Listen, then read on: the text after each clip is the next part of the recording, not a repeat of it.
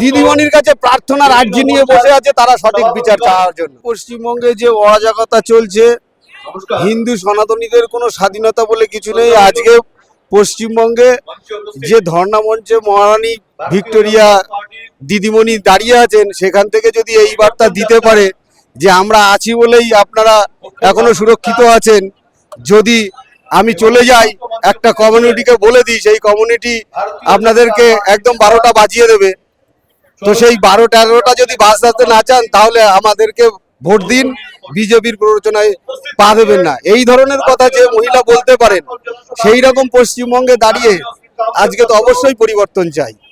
যেখানে শিক্ষায় দুর্নীতি, যেখানে চাল চোরে দুর্নীতি, স্বাস্থ্যে দুর্নীতি, প্রশাসনে দুর্নীতি, এই রকম ধরনের দুর্নীতির জন্যই আমরা রাজ্যে পরিবর্তন চাই।